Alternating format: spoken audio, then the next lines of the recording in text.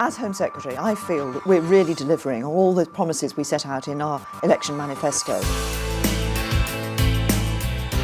And one of my priorities has been reform of the police. We're going to introduce the directly elected police and crime commissioners to give local people a voice in how policing happens in their local area.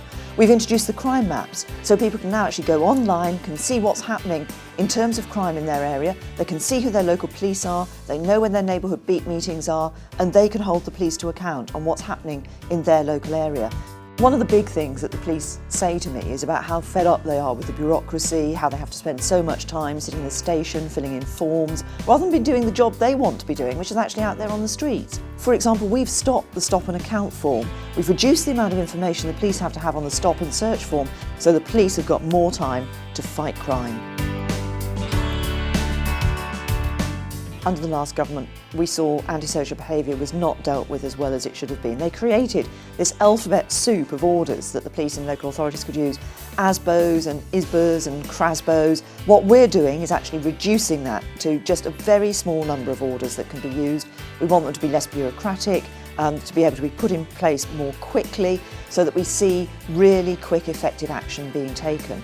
We're also trialling some different ways for the police to be recording complaints about antisocial behaviour, so they pick up when somebody's been subject or an area's been subject to a number of incidents, so we don't see people falling through the net as we have done in the past.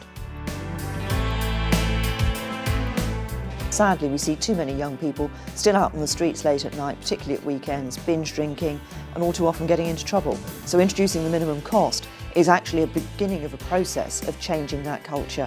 And also we're going to have a community trigger, so that if an individual's had a number of incidents they've reported of antisocial behaviour and nothing's happened, they'll be able to trigger action from the police or the local authority, whichever is the appropriate body.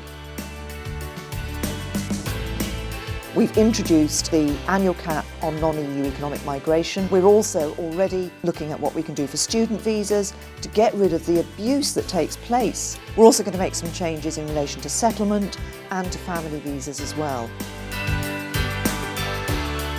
Sadly, the last Labour government got the balance wrong between protecting citizens, between our national security and our civil liberties. First thing we did was to scrap the ID cards. We've had a review of counter-terrorism legislation. We're dramatically rolling back the vetting and barring scheme to common sense levels so that we can protect vulnerable adults and children, but ensure that we don't damage the good things that happen in our society, the volunteering that takes place and the excellent work that is done. It'll take some time for some of these to feed through and to actually get into place.